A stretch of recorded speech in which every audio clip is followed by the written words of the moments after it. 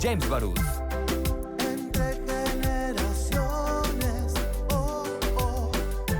Muy buenos días, con el gusto de saludarles. Este es tu programa Entre Generaciones, el único a nivel nacional con una perspectiva generacional, en donde debatimos distintos temas de interés a nivel internacional, nacional, estatal y municipal, con una perspectiva en donde debaten los que nacieron, parte de la generación Baby Boomer, la generación X, la generación Millennial, los Centennials.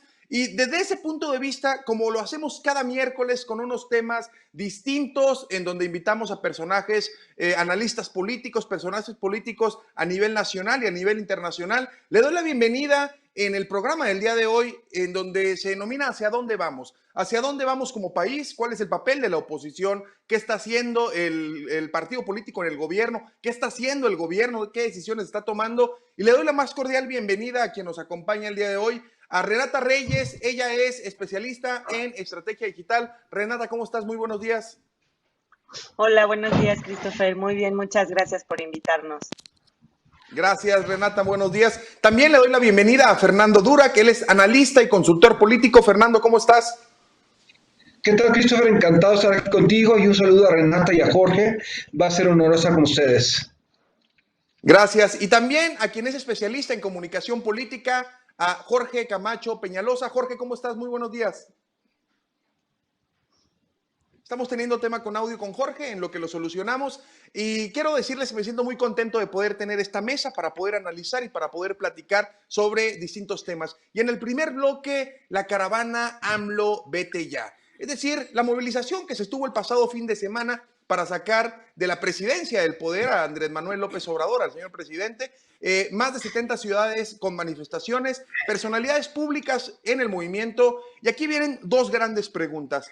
¿Es una real crítica o solo es un movimiento desde el privilegio de ser algunos? ¿Y qué pasaría con el país si este Frente Nacional logra su cometido? Jorge, ya te tenemos, te damos la bienvenida y comenzamos contigo. Gracias. Mira, yo creo que esta es una buena oportunidad para que la oposición al gobierno de alguna manera pues se una. Finalmente sabemos y somos testigos y lo hemos vivido en carne propia en diferentes elecciones y en diferentes momentos de gobierno. La oposición a López Obrador, la oposición a Morena, la oposición al actual gobierno, pues es una oposición que solo se había manifestado a través de las redes sociales, en reuniones de café con amigos, pero que bien a bien no había tenido la fuerza suficiente como para reunirse y salir a manifestarse. Yo creo que este es un primer ejercicio, creo yo, bastante positivo. Sin duda no es la oposición esta que vimos en las calles hace algunos días la que logrará que el próximo 2021 se manifiesten en las urnas y se hagan cambios sustanciales. Pero creo que es un inicio y este inicio sin duda debe ser bastante bueno. Un país con oposición es un país que está de alguna manera puesto para salir adelante. Un país sin oposición es un país que está sumiso, doblegado y arrodillado. Renata, y después de la caravana que sigue, es decir, ¿realmente tuvo impacto en redes sociales el tema de la caravana? Veíamos en varias ciudades del país cómo andaban en su camioneta o en su carro. Acá en Chihuahua anda mucha gente con su aire acondicionado y mucha gente lo señalamos desde el privilegio, porque muchos de ellos en su momento fueron los que apoyaron el proyecto de Andrés Manuel y ahora hacen este movimiento para poder dar a luz y para poder mencionarlo y decir, no queremos al presidente de la República. ¿Qué tal impacto tuvo más o menos en redes sociales, Renata? Bueno, Christopher, pues yo creo que sí tuvo un impacto fuerte en redes sociales, pero también con el tema de la crítica, ¿no? Desde que estaban saliendo a manifestarse desde los privilegios, ¿no? Lo llamaron como una marcha fifí, como una marcha que ellos pues estaban manifestando desde sus coches de lujo, pero bueno, también en redes sociales se vio la confrontación entre quienes apoyan al presidente y quienes no están de acuerdo. Yo también coincido totalmente en que es un ejercicio democrático, que es un ejercicio que debe existir en todos los gobiernos y que es sumamente válido, pero bueno, sí, en las redes sociales se hizo la polarización de quienes están completamente en desacuerdo con el presidente y quienes manifiestan eso, ¿no? Que pues es desde sus privilegios. Yo creo que es muy válida la marcha, es muy válida las expresiones y bueno, no deberíamos tampoco irnos a los polos y no deberíamos tampoco irnos a decir efectivamente que solo los que tienen unos coches y camionetas de lujo son los únicos que tienen la posibilidad de manifestarse. Durante la época de Andrés Manuel López Obrador, cuando él fue jefe de gobierno en la Ciudad de México, también hubo una marcha, fue la Marcha de la Paz, y ahí pues no salieron, también fue muy criticada y muy sonada, pero bueno, ahí no se salió con coches de lujo y no se salió con aires acondicionados. Entonces, yo creo que pues estas expresiones deben existir en todas las sociedades y en todos los gobiernos, y eso significa también pues que los ciudadanos están al pendiente de lo que está sucediendo en el país y que también están dispuestos a salir y a decir sus opiniones y también a expresar pues su inconformidad. No es necesario que en el gobierno todo el mundo esté a favor del presidente. Si bien en esta elección hubo un cierto número un poco más grande, por decirlo así, que votó por Andrés Manuel, bueno, no es el grueso de la sociedad y están en todo su derecho de expresar que no están de acuerdo, ¿no? Lo que sí que pues la polarización de las redes, ¿no?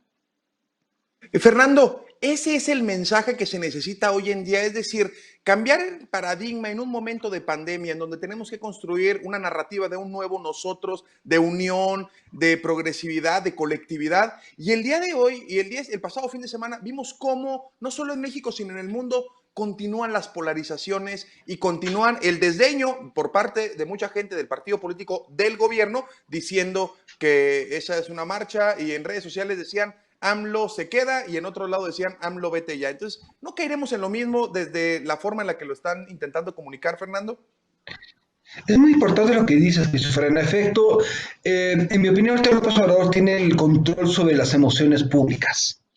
Es decir, sigue completamente los parámetros de cualquier discurso populista en el resto del mundo, apela hacia una noción muy vaga de pueblo, no sabemos qué es el pueblo, por lo tanto el pueblo es lo que él significa, que quiera que signifique. Segundo, a través de esa imagen polariza, es decir, hay buenos y hay malos, y obviamente lo llena de calificativos y adjetivos. Eh, bajo este conocimiento, cualquier acto de oposición que vaya contra López Obrador, lo ataque frontalmente, lo acaba afianzando. Es decir, si él controla los sentimientos y él sabe muy bien que está jugando ya sea a favor o en contra de él, y son sentimientos que corren en torno a lo que él dice o lo que él hace, obviamente estamos afianzando a su gobierno. Y si damos un paso más allá, López Obrador tiene un discurso de virtud, y obviamente es muy fácil contraatacar cualquier oposición frontal diciendo me están atacando, quieren ir contra mí. Lleva 30 años implantando ese discurso, por tanto una oposición frontal lo único que va a hacer, en mi opinión, es fortalecerlo. Ahora, ¿qué necesitamos decir? Creo que en ese momento cualquier cosa que vaya frontalmente contra una persona lo fortalece, y aquí no se trata de irnos en contra de alguien porque podemos hacer que el sexenio vaya en torno a él, sino qué representa la oposición, qué valores, qué principios, qué punto medio. Y lamentablemente estos intentos de la caravana contra López Obrador es altamente excluyente. Creo que hacen supuestos más ricos que los Avengers y la Liga de la Justicia operando juntos.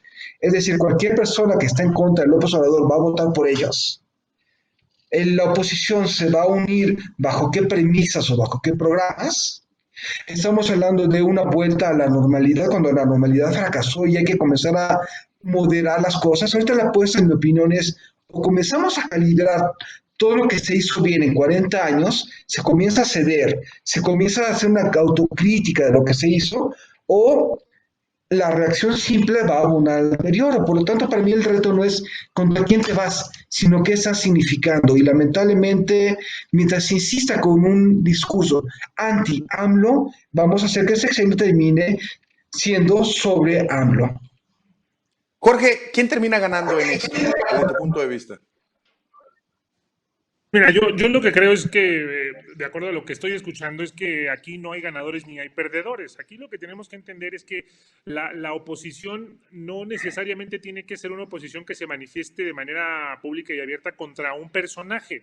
Este personaje hoy es el presidente de la República. Creo que si nosotros como ciudadanos, como personas que de alguna manera queremos que haya cambios, estamos dispuestos a hacer una lucha frontal contra eso, pues tenemos que empezar a pensar en los personajes. Hoy ya no es un tema de partidos políticos, hoy ya no es un tema bien a bien de tantas ideologías encontradas, no es de izquierdas y de derechas. Hoy lo que yo veo, mi querido Cris, es cómo vamos a trabajar para hacer que los personajes que le van a hacer bien a este país, a esta entidad, a este municipio, pues sean los que lleguen a lograr el triunfo. Hoy creo que la política tiene que ir en ese sentido, en buscar personajes que tengan un gran posicionamiento, que tengan una gran personalidad, que tengan una gran responsabilidad social y que se comprometan para poder lograr los objetivos que quiere en este momento la sociedad. Yo así veo hoy la oposición. Creo que tenemos que venir creciendo de abajo hacia arriba en esta fuerza para lograr un nuevo gobierno, un nuevo orden de gobierno. Si estamos pensando en cómo vamos a ganarle a Andrés Manuel López Obrador, yo creo que estamos enfocando o mal enfocando el esfuerzo que se tiene que hacer para lograr objetivos comunes desde lo pequeño, desde lo local. Yo estoy convencido que si trabajamos desde lo local vamos a poder lograr triunfos pequeños, vamos a poder lograr oposiciones bien posicionadas y trabajar en función de que a los ciudadanos les vaya mejor. Ese es el camino que yo estoy viendo. Yo no veo hoy una gran alianza para poder derrocar al gobierno.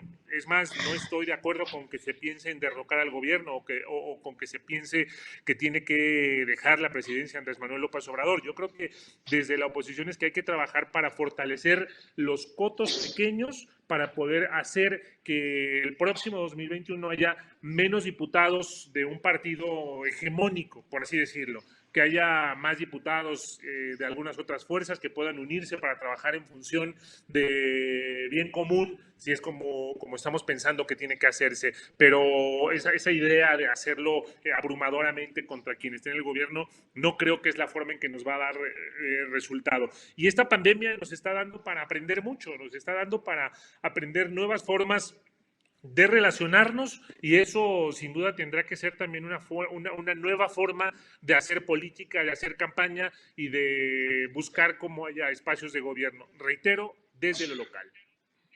Renata, antes de ir a corte, ¿los partidos políticos terminan ganando con esto? ¿O alguno que intente llevar agua a su molino se va a ver mal o se va a ver bien? ¿Cuál es tu punto de vista?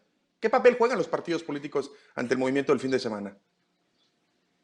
Pues yo creo que, mira, los partidos políticos una vez más están demostrando que no están representando nuevamente a la sociedad, que no están siendo justamente la opción que la sociedad está buscando, como lo comentaban ahorita. Ya es un tema de personajes, es un tema de causas, ya hay una nueva normalidad, ya no podemos vivir la sociedad como lo estábamos viviendo antes, y eso implica también a los partidos políticos, ¿no? La gente, los ciudadanos ya no se encuentran y no se sienten 100% representados por los partidos políticos, por eso han surgido estas nuevas figuras y por eso surgirán nuevos liderazgos y están surgiendo nuevos liderazgos a partir de esta pandemia, en la que debemos de aprender que si los partidos políticos desde antes ya se venía sucediendo un rechazo a los partidos políticos y una no identificación con los partidos políticos, pues bueno, esta pandemia nos va a demostrar quiénes realmente no están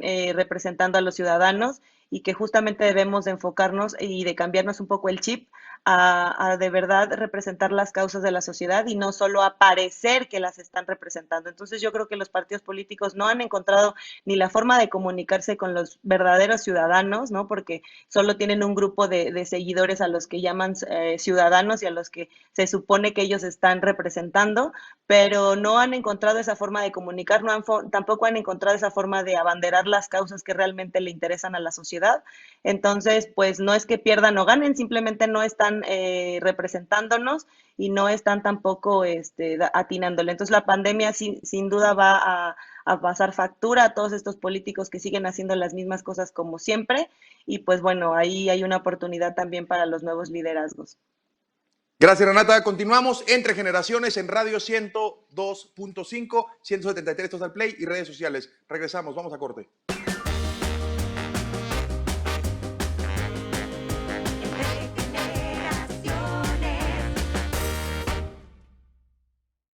Continuamos entre generaciones. Segundo bloque, críticas de gobiernos locales al semáforo nacional. El estado de Jalisco, Colima, Michoacán, Nuevo León, Durango y Tamaulipas acordaron reactivar la actividad económica a pesar de estar en rojo en el semáforo. Existe una gran inconformidad y rechazo del semáforo a nivel federal. Y aquí viene una gran pregunta. ¿El semáforo federal refleja realmente la realidad de las entidades federativas? Hubieron algunos gobernadores que denunciaron que no se cumplió el compromiso de darles a conocer el semáforo antes de su publicación. Viene otra gran pregunta. ¿Se contemplan las consecuencias para los estados que incumplan con el Plan Federal de Reactivación? Y vimos cómo varios gobernadores, incluso el gobernador de Jalisco, de Movimiento Ciudadano, Enrique Alfaro, fue muy duro, fue muy crítico, así como el de Tamaulipas, emanado del PAN, hacia el semáforo que presentaba el epidemiólogo y subsecretario Hugo López-Gatell. Fernando Durac, ¿qué opinión tienes de esto? Bueno, en realidad necesitamos ver un contexto muy claro en estos momentos. Estamos hablando de que el año que entra vamos a tener elecciones en muchos de los estados, obviamente federales y locales en la mayoría de los casos, y estamos entrando en una dinámica de... Y eso es algo natural en política, no solamente en ese momento, sino siempre. Ahora, hay muchos vacíos también en las acciones del gobierno federal. Se tardó mucho tiempo antes de convocar a, un- a una jornada de sana distancia, se tardó mucho en declarar la cuarentena, no ha habido una claridad sobre contabilizaciones de casos, no hay seguimientos sobre infecciones y obviamente todos esos vacíos los toma alguien. Y en este punto los están tomando los gobiernos locales y están desarrollando sus propias estrategias de comunicación. Creo que uno de los mejores fue Enrique Alfaro, como bien mencionas, dio un discurso sobre certeza, sobre qué estamos enfrentando. Alfaro ha sido desde siempre un gran comunicador en este tipo de temas y obviamente muchos otros estados han tenido también sus propias estrategias de posicionamiento, especialmente ahora cuando estamos hablando de la lucha por el retorno a lo que se llama nueva normalidad. Es decir, 31 estados están en semáforo rojo, solamente uno está en amarillo, y obviamente cómo va a lidiar cada uno de los estados si tenemos un ejecutivo que no es muy bueno para asumir responsabilidades. Y aquí creo que esto algunos lo ven como un gran peligro para los estados, pero también puede ser una buena oportunidad. ¿Qué tanta certeza, qué tanta van a, van a decir, qué tanto llaman al sacrificio y a cambio de qué, por cuánto tiempo? Y especialmente, ¿qué tanta confianza generan? Y no solamente ha habido avances muy importantes, también hubo pasos en falso. Por ejemplo, el tema de revisar el pacto fiscal durante la pandemia, cuando en realidad los gobernadores tienen su mayor parte de sus ingresos por asignaciones federales y tienen una recaudación baja.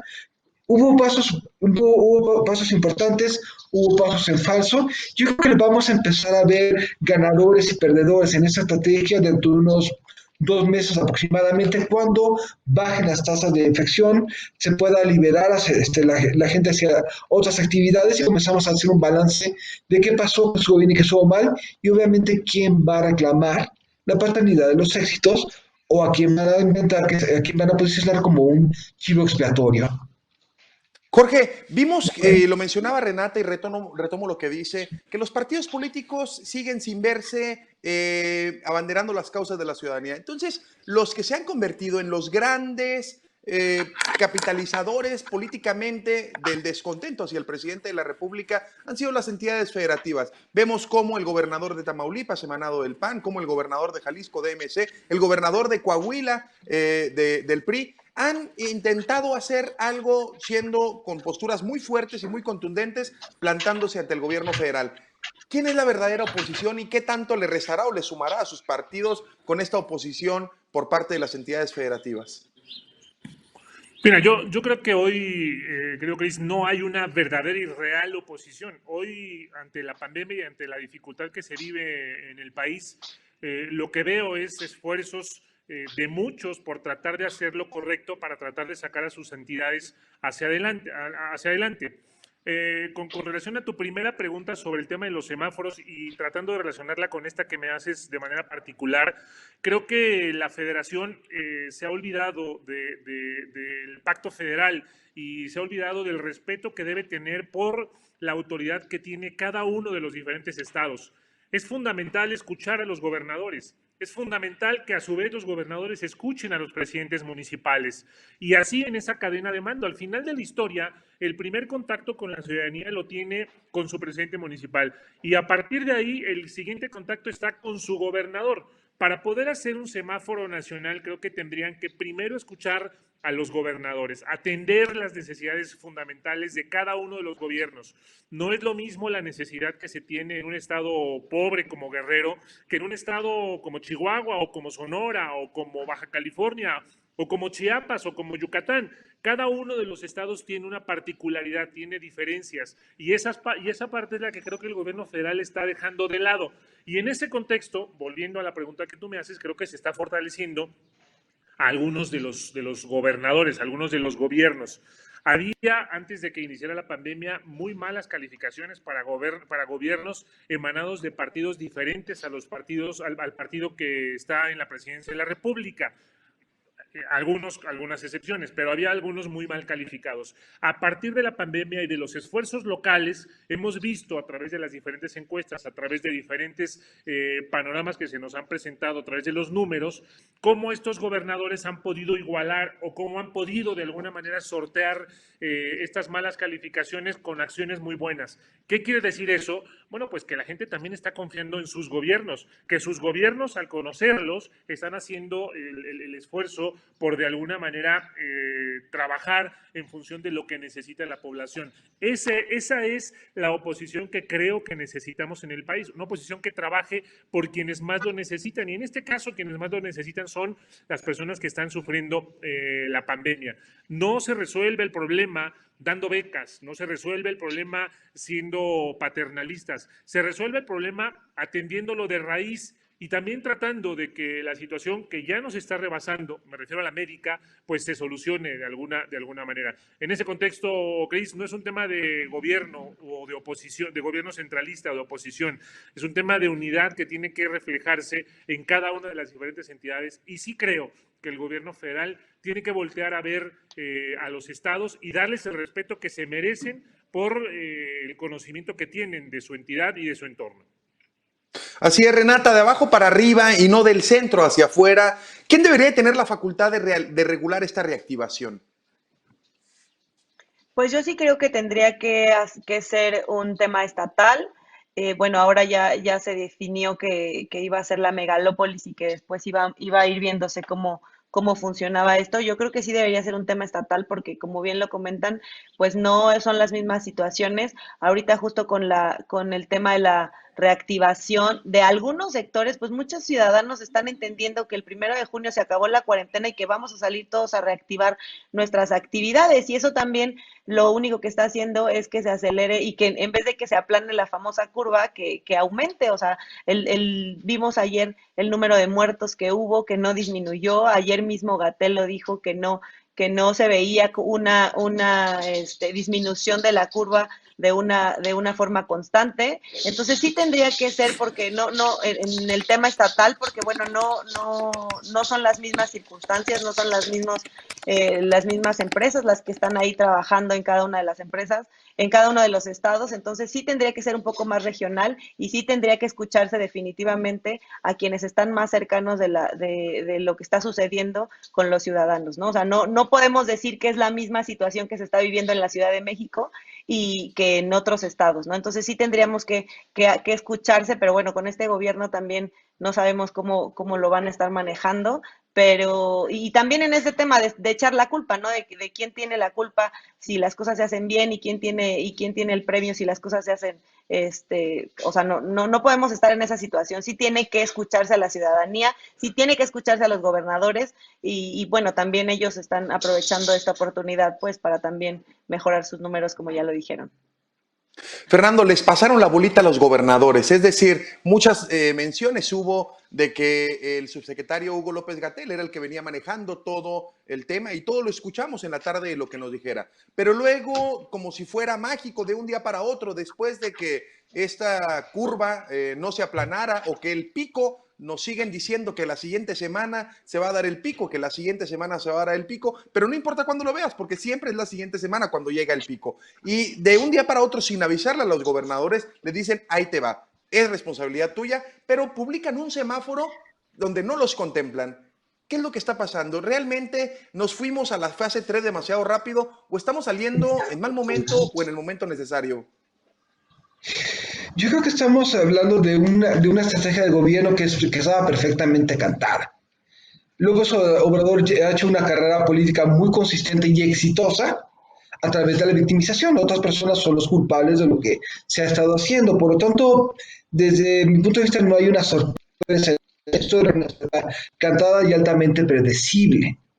En ese sentido, ahora bien, ¿qué se está haciendo? ¿Qué han ido tejiendo los estados? Es un riesgo, sí es un riesgo, pero hemos visto que la mayor parte de las acciones ha sido a pesar del gobierno. La gente comenzó a refugiarse en sus casas, los que pudimos guardarnos, mucho antes de que el gobierno dijera algo. Los estados comenzaron a hacer alertas de jornadas de encierro antes de que cuando López Obrador estaba comiendo garnachas en el sureste. Alfaro habló claramente sobre una campaña publicitaria muy exitosa, en donde cantaba Guadalajara, "Ay, Jalisco, no te rajes", antes de que la federación hablara de esto. Por lo tanto, creo que uno, era una estrategia cantada, y dos, muchos gobernadores, no estoy diciendo que necesariamente todos, y creo que ya anticiparon esto y comenzaron a tomar cartas en el asunto. También, por otra parte, estados como Michoacán o como Querétaro también han hablado sobre no seguir el semáforo.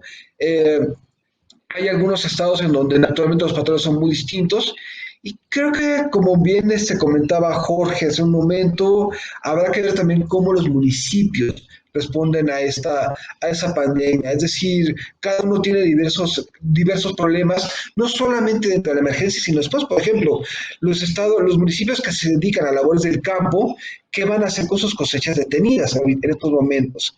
¿Qué va a pasar con las grandes ciudades si las líneas de abasto de alimentos se rompen? Creo que aquí vamos a ver no solamente el manejo de la pandemia en sí mismo, sino qué va a pasar después. Y si no están comenzando a ver hacia adelante los estados, vamos a irnos hacia un entorno donde no vamos a ganar nadie en estos momentos. Jorge, ¿hacia dónde vamos? Dice Fer, y lo dice bien, y coincido, en política no hay sorpresas, sino sorprendidos. Y efectivamente, pues el presidente de la República ha sido su estilo o el sello de la casa de cómo toma las decisiones y las riendas de los espacios en donde ha tenido la oportunidad de dirigir. Y no nos debería de sorprender la forma en la que lo está manejando hoy en día. Pero ¿hacia dónde vamos, Jorge? Pues vamos hacia una problemática para la que sin duda no estamos preparados. Vamos hacia una recesión económica brutal. Vamos hacia una problemática social que vislumbro está por salir. Más de 12 millones de empleos perdidos, 2 millones formales y 10 millones informales. La verdad es que es un problema que hoy todavía no tenemos vislumbrado. Estados pobres van a ser más pobres, mucho más pobres.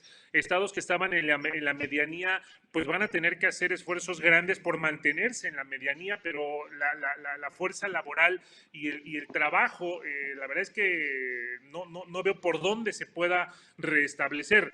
Yo vislumbro una situación muy compleja para los mexicanos en general, y no es un tema el que estoy planteando de ser fatalista, pero la verdad es que no veo por dónde se pueda resolver el problema alimentario, porque no somos autosuficientes, tenemos que comprar, somos deficitarios en casi todos los productos alimenticios. El tema energético, con la situación que se está manejando de que a capricho tenemos que hacer una nueva refinería, que no estamos alentando el tema de las energías limpias, estamos ahuyentando la inversión. Lo veo muy complejo. Forzar la salida de los trabajadores porque la fuerza laboral lo requiere para no perder esta buena parte de la economía que habíamos ganado, que le habíamos ganado al mundo por la cercanía, por la vecindad con Estados Unidos. Yo la verdad es que veo un panorama muy complejo. No lo hemos analizado todavía, pero vamos a ver cómo se va a reflejar la problemática que está viviendo Estados Unidos por todo el problema racial con el que están moviéndose en este momento. No lo hemos todavía vislumbrado y no nos ha repercutido económicamente, pero sin duda va a venir ese golpe hacia nosotros.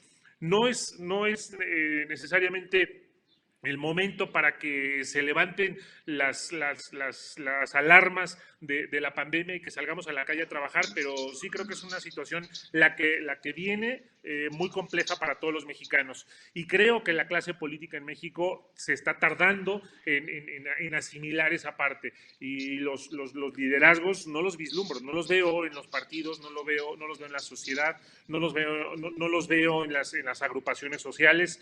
Yo creo que nos viene una crisis generalizada, y perdón por el fatalismo, pero eso es lo que estoy viendo, mi querido Cris.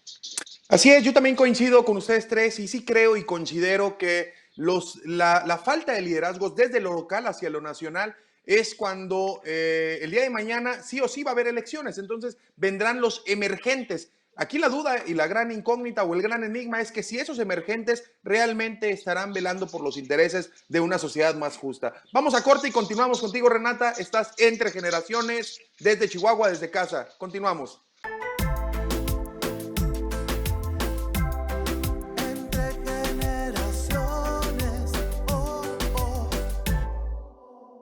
Continuamos Entre Generaciones, tercer y último bloque. El epidemiólogo y subsecretario de Salud, Hugo López-Gatell, en el Senado. Senadores de Partido Acción Nacional exigieron la renuncia de López-Gatell por incompetencia en el manejo de la pandemia. La oposición denunciará por violencia política de género por sus respuestas contra la senadora Alejandra Reynoso. Se le cuestionó también sobre la falta de medicinas para pacientes con cáncer, así como también entró en debate si realmente postularon a López-Gatell a un grupo de expertos por parte de la OMS y será la justificación para que salga después del mal manejo del problema en el que estamos hoy en día por falta de información fidedigna. ¿Qué te pareció, Renata, a ti como mujer, escuchar las expresiones del subsecretario, hacia la senadora Alejandra Reynoso? Mira, lo primero que yo pienso es que si él está ante una como comparecencia, por decirlo de alguna forma, con senadores y que iba a estar la oposición, pues sin duda le iban a cuestionar, le iban a preguntar e iban a destapar todas estas situaciones que todos nos hemos dado cuenta o que todos pensamos que no han sido buenos manejos. Sin embargo, creo que pues se pasó, ¿no? O sea, yo sí creo que fue muy grosero, que la hizo, o sea, que entre toda esta rimbombancia de términos, y justo lo hizo a propósito para hacerla quedar como que si no sabía nada.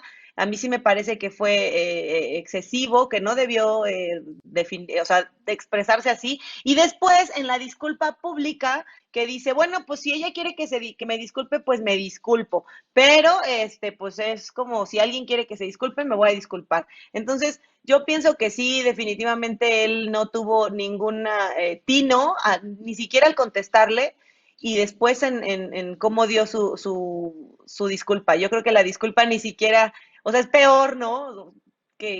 O sea, la está insultando, le está diciendo que no sabe, que tiene déficit de atención, que no entendió lo que le están diciendo. O sea, si él se siente acorralado y si él de pronto no tenía la forma de cómo responderle a ella, pues no tenía por qué hacerlo así, ¿no? O sea, sabes que vas a ir con los con los senadores, sabes que te van a cuestionar, y si no tienes una línea, por lo que nosotros hemos estado viendo, de qué es lo que le vas a responder, bueno, pues no te diriges así, y menos como estamos viendo toda la situación, que gracias a todas estas manifestaciones ya se ha estado visibilizando el tema, se ha estado visibilizando la violencia de género, y bueno, sin duda con cero tino para las respuestas, y bueno, la disculpa peor aún, y yo creo que bueno, es lo que él ha estado pasando, ¿no? Ha estado recibiendo todos estos bomberazos y ha estado, o sea, obviamente sin duda que él tiene que defender su posición, que él tiene que defender lo que para él y para el gobierno, lo que el gobierno le encargó, lo que él tiene que decir, o sea, sabemos que lo va a defender, pues así tiene que ser, pero no nunca faltando el respeto de esa manera, o sea, se me hace cero tino. Fernando, la arena en la que se va manejando Hugo López-Gatell siempre era la arena técnica y lo vemos en las tardes cuando da su rueda de prensa y lo platica.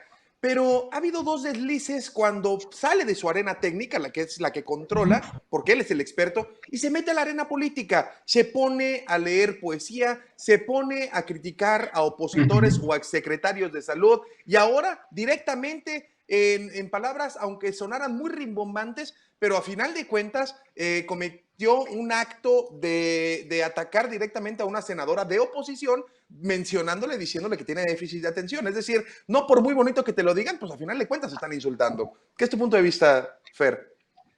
Creo que es un tema muy importante. A la opinión pública le encanta candidatar a cualquier persona que caiga bien. De pronto renuncia un funcionario público, ya lo quieren ver como líder de la oposición. Renunció Germán Martínez, ya lo querían ver como un opositor férreo al gobierno. Y de pronto hay una persona que tiene cierto carisma, es más o menos paciente en su medio, ya lo querían ver como un rockstar.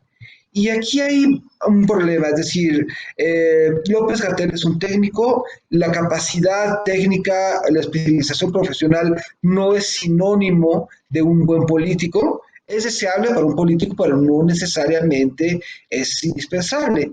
Y para quienes quieran ver a López-Gatell en las boletas en 2021, creo que es una confirmación del realismo político. Ahora bien, dicho esto, también hay que reconocer que las comparecencias son un acto de rendición de cuentas, pero no el principal. ¿A qué me refiero? En todo el mundo las comparecencias son momentos en donde los legisladores buscan un posicionamiento para el soundbite en el horario triple A, no necesariamente para vigilar al gobierno. En el Reino Unido es una cosa realista que va a sonar ridículo, pero los días que comparecía el primer ministro en el Reino Unido, ellos eran retransmitidos en Holanda como programa cómico. Es un ejemplo de que precisamente las comparecencias no son necesariamente un acto de rendición de cuentas. Entonces, tres cosas que quiero resaltar. Uno, los legisladores sabiendo eso iban a tratar de colgarse de cualquier cosa. Un acto lamentable del doctor López-Gatell, definitivamente. Creo que jugaron tal vez Jorge lo va a tener muy claro por generaciones, pero en 1996 Emilio Choefet Chambord perdió los estribos en una comparecencia ante la Cámara de Diputados porque Adolfo Aguilar Cincer lo hizo perder los estribos. ¿Qué pasó ahí?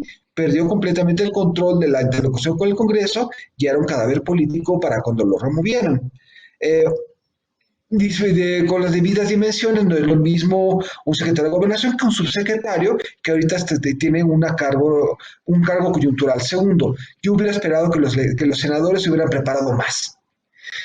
Si habían medido durante varias semanas los déficits de López-Gatell en cuanto a su discurso, la información que daba, las cosas que nunca iba a hablar, era una gran oportunidad para realmente desenmascararlo y no queriendo utilizar o queriendo pasar un acto lamentable, un acto grave, como un acto de rendición de cuentas. Y tercer tema que también me pasa lamentable, el coordinador del grupo parlamentario de Morena diciendo que porque se portaron mal los senadores ya no van a haber comparecencias. Si lo que estoy diciendo ahorita es que las comparecencias son parte de un espectáculo político que sirve para decir, oigan, está pasando algo muy importante aquí en el Congreso, pongamos atención. Creo que se está enviando la señal contraria al tratar de silenciar al Congreso en un momento en donde precisamente el Congreso debe tener un protagonismo y debemos juzgar la calidad de los cuestionamientos que se les hacen a los funcionarios públicos. Así es. Jorge, ¿cómo viste la actuación de López-Gatell? A ver, yo lo veo desde que inició el tema de la pandemia, lo veo completamente sobrado. Yo lo veo como en el planteamiento de querer ser la figura central y entonces das pronósticos y hablas de aplanar la curva y entonces das fechas y entonces hablas de números muy favorables con los contagios y dices que las muertes van a ser determinado número, siendo que son lamentables todas ellas. Te pones a hablar de más lo está haciendo López-Gatell, es un gran hablador, y siendo un gran hablador, pues la verdad es que ha cometido un gran número de errores, y ese gran número de errores al final de la historia son los números de los errores del gobierno federal, porque él está representando al gobierno federal. Siempre, comentando lo que dice Fernando, siempre uno espera que los legisladores se preparen más. Pues lamentablemente la clase política que tenemos en este momento pues no es una clase política que esté acostumbrada a prepararse más. Han tenido infinidad de oportunidades para poder hacer mucho más de lo que han estado haciendo hasta el momento. Comparecencias de personajes tan importantes como la secretaria de Gobernación, como el secretario de Hacienda, como el mismo López-Gatell, que quedan solo en eso, que quedan solo en la anécdota. Quedan en la anécdota de que López-Gatell le contestó muy mal a una senadora, en que al final viene y tiene que haber una disculpa pública, una gran falta de respeto por el representante del gobierno, que pareciera que pasa de noche, no hay una sanción, no hay nada más, no hay nada trascendental en todo esto. Y al final de la historia, mi querido Chris, esta es la historia de este gobierno, solo son palabras. Quien hoy gobierna, quien hoy es el presidente de todos los mexicanos, pues nos tiene acostumbrados a los dichos, a las palabras y a los discursos de más. ¿Cuántas veces no en la mañanera, que es una costumbre que él ha tomado como parte de la información que genera su gobierno, ha dicho cosas imprecisas? ¿Y qué pasa? No pasa nada. Esta sociedad nuestra se ha acostumbrado a la mentira, al dicho sin comprobar, al dicho sin verificar. Imagínate tú qué hubiera pasado si en otros gobiernos, imagina Salinas, imagina Cedillo, imagina Fox, Calderón, Peña Nieto, se dijeran esta cantidad de mentiras. ¿Qué pasaría? ¿Qué diría la oposición? Ponte en la acera de enfrente, pon a Andrés Manuel y a todos los que hoy son gobierno, ponlos en la oposición para ver qué estarían diciendo de todo lo que se ha dicho en este momento. Y no vayamos muy lejos, para eso siempre hay un tuit, para eso siempre hay una mención y una declaración. ¿Qué estamos viviendo? Estamos viviendo una realidad que a quienes de alguna manera queremos un mejor país, pues no nos gusta. Pero también vivimos una realidad en que hay muchos millones de personas que habían estado acostumbrados a no ser escuchados y que hoy se sienten representados. ¿Por qué cancelan un aeropuerto?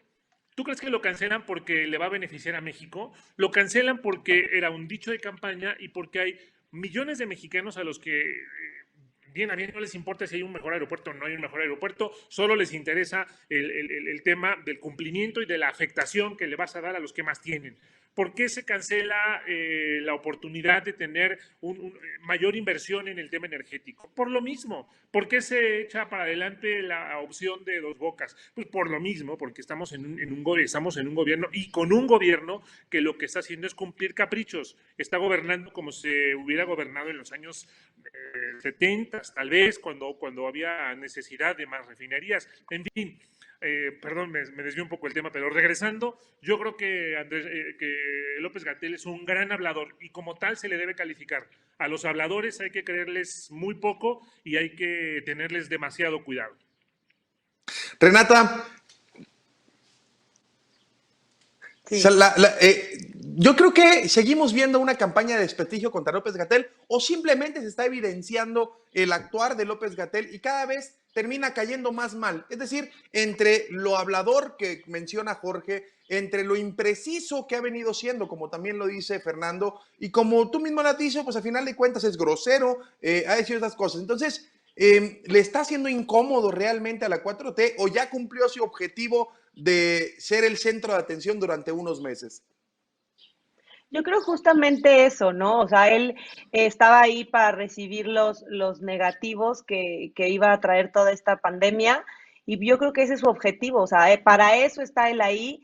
No sé si a ustedes les haya pasado que los primeros días de la pandemia, cuando efectivamente muchos decidimos que de pronto tuvimos la posibilidad de guardarnos en nuestras casas y decidimos hacerlo todos los días o la primera semana, la segunda semana, poníamos la tele y escuchábamos lo que él decía y de pronto empezamos a darnos cuenta que lo que decía no tenía precisión, que a veces decía una cosa y después decía otra, que era el 30 de abril y después mejor siempre no el 30 de mayo. Entonces muchas personas y muchos ciudadanos dejaron de escucharlo y ya solo veíamos el resumen de lo que él decía, y entonces nosotros empezábamos a hacer nuestras comparaciones y nuestras propias conjeturas. Entonces, él, claro que sí está cumpliendo con esa misión de llevarse los negativos, pero también exhibiéndose y exhibiendo al gobierno, y lo único que estamos haciendo nosotros como ciudadanos es darnos cuenta que ni son las cifras, que ni son las fechas, porque pues tampoco se puede saber a ciencia cierta, y que el gobierno está quedando mal,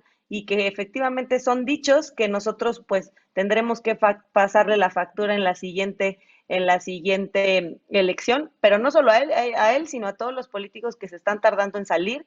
Y pues bueno, justamente el hecho de que él sea el centro de la atención, de que todos estemos viendo a Gatell todos los días, o bueno, estuvimos en algún momento viendo a Gatell todos los días, eso no significa que es un político, y que tampoco significa que va a ser el próximo candidato, y que con las respuestas que vimos y que hemos visto durante toda esta pandemia, pues tampoco lo ponen ahí en el centro de forma positiva, ¿no? Entonces sí está cumpliendo un papel, ya nos dimos cuenta, y pues del tema de la postulación para la OMS, pues yo creo que también es un dicho que ellos hacen para ponerse o calificarse o darse la palomita a sí mismos. Entonces, pues bueno, todos los ciudadanos también tenemos que darnos cuenta que los ciudadanos cada vez estamos más informados con esta hiperconectividad que hay.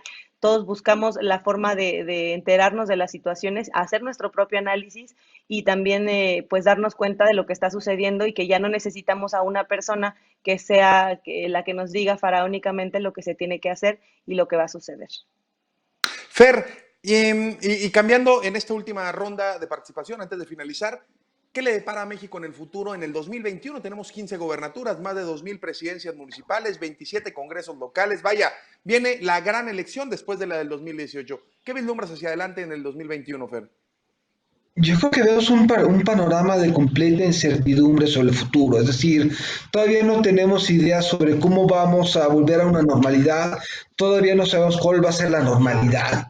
Incluso no tenemos una idea sobre cuál va a ser el impacto de la economía nacional, no sabemos cómo va a ser el mundo, qué tendencias va a haber, cómo van a ser las formas de relacionarnos como personas. Eh, Todavía hay un vacío enorme de discursos, un vacío enorme de alternativas. Seguimos hablando de oponernos al López Obrador, pero no de qué representa cada uno de nosotros. Creo que tenemos un entorno de incertidumbre.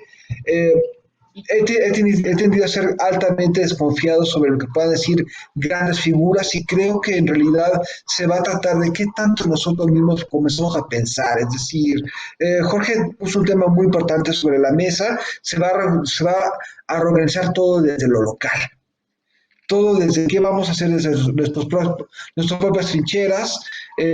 Los partidos políticos, yo creo que a partir de lo local también se van a reestructurar, y va a ser a partir de 2021. ¿Por qué? Porque se van a dar cuenta que el país cambió completamente, y va a haber un proceso de reconfiguración de los partidos que va a durar, en mi opinión, hasta más o menos 2027. Por lo tanto, ¿qué nos espera a nosotros? Creo que va a depender enormemente, no de lo que haga el gobierno, no de lo que haga la oposición, sino de qué tanto representamos nosotros, que somos figuras con cierto perfil, sea en medios, sea políticos, sea como expertos en algo, sea como profesionistas, qué tanto vamos a aportar a un lenguaje común en estos momentos. Eh, y no solamente eso, sino cualquier ciudadano de la calle. Es decir, qué tanto vamos a nosotros a hablar sobre qué nos une, y qué tanto vamos a construir un terreno común. Y ese terreno común es México. Ese terreno común es, a pesar de nuestras diferencias, que nos va a unir. Así es. Jorge, ¿qué le depara a México en el futuro? Pues me gustaría tener la bolita, la bola mágica, ¿no? Y poder saber qué es lo que va a pasar para poder sumarme a todos aquellos que van a ser triunfadores. Creo que eso lo quisiéramos hacer todos, ¿no? Los que estamos en este programa. La verdad es que no vislumbro de manera muy clara qué es lo que viene. Sí creo que el partido en el gobierno no va a ser, no va a seguir siendo partido hegemónico en las cámaras. Recuerda que hay 300 distritos en disputa. Recuerda que además hay todavía la posibilidad de las diputaciones plurinominales. Estamos buscando renovar el Congreso, que haya 500 nuevos diputados. En esa normalidad es en la que yo centraría mi esfuerzo, si yo fuera gobierno, ¿no? En tratar de mantener la mayoría simple o tratar de tener la mayoría relativa. En fin, no creo que la logre el partido en el poder por sí solo. Creo que va a tener que establecer alianzas muy importantes para poder de alguna manera afianzar el control que había tenido del Congreso, y en esas alianzas, por tener control en el Congreso, creo yo que va a soltar muchas presidencias municipales, y creo yo también que es posible que suelte muchas gobernaturas, no porque no le importen o no porque no sean relevantes, sino porque de manera trascendental lo que están buscando es mantener algún control todavía sobre el Congreso. De las 15 gobernaturas, yo creo que el partido en el gobierno tendrá oportunidad de tener máximo 5, y el resto estará en disputa, muy peleado, en algunos lugares a tercios, y creo que será la oportunidad para que de abajo resurja la oportunidad para los partidos que hoy son de oposición y que ya fueron gobierno. De manera concreta para Chihuahua, pues la verdad es que yo creo que va a haber una elección a tercios, y lo comento porque, bueno, pues finalmente estamos transmitiendo para todos los chihuahuenses, a quienes saludo con muchísimo cariño y con muchísimo gusto. Es la patria chica, me gusta mucho y disfruto mucho estar por allá. Yo creo que Chihuahua es un estado de los que se van a ir a tercios. Yo creo que la injerencia que está teniendo el gobernador para poder determinar quién será el próximo candidato del Partido Acción Nacional va a ser determinante para lo que venga. No veo al PRI completamente desahuciado, aunque no ha tenido espacios importantes de gobierno en los últimos tiempos, y veo a Morena, pues la verdad es que muy desarticulado y cada vez más perdido en el espacio, con 2 o 3 posibilidades, pero con nada concreto. Hoy lamento mucho ver a todos los que se habían ido de Morena porque no les daba para hacer gobierno, pues regresar, ¿no? Como los grandes luchadores que siempre han estado al frente de la sociedad y de la lucha. Pero bueno, pues eso es lo que está pasando no solo en Chihuahua, sino en el país. Creo que este es un momento relevante para que las oposiciones se pongan a trabajar de manera seria y responsable, porque finalmente este país sí lo necesita. Muchas gracias, Jorge. Renata, perdón, para finalizar de manera breve, una disculpa.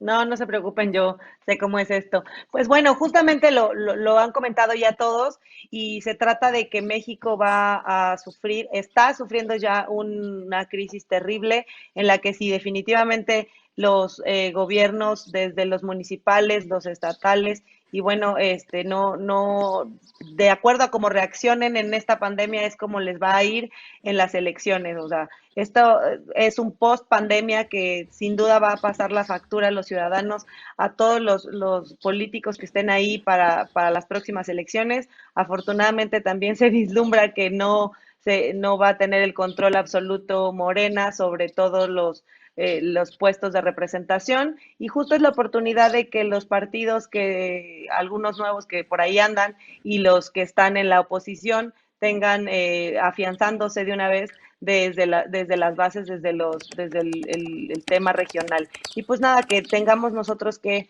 ser capaz de cambiarnos el chip de esta nueva normalidad, en donde todos necesitamos cambiar, necesitamos unirnos y necesitamos definitivamente volvernos un poco más críticos, pero hacia adentro, para poder pues unirnos hacia afuera y poder salir adelante con esta sociedad, ¿no? Lo que decíamos de que se vislumbran nuevos liderazgos, pues sí, pero aún todavía seguimos esperando a que sucedan, ¿no? Entonces, no quedarnos a esperar a que sucedan, sino nosotros tomar esa acción, y nosotros desde la individualidad poder salir para poder hacer una mejor sociedad. Así es, Renata. Renata Reyes, Fernando Durac, Jorge Camacho, muchísimas gracias en esta charla tan amena sobre temas interesantes e importantes para todo el país, para el mundo, pero sobre todo para mi estado, el estado de Chihuahua y la ciudad de Chihuahua. Gracias a las personas que nos escuchan en radio 102.5 FM de Antena, la gente que nos ve en Total Play y a través de las redes sociales. Este es tu programa Entre Generaciones. Muchas gracias por acompañarnos. Mi nombre es Christopher James Barús, y no se les olvide que a esta vida venimos a ser amigos. hacer historia, pero lo más importante, hacer felices. Nos vemos el próximo lunes. Hasta luego.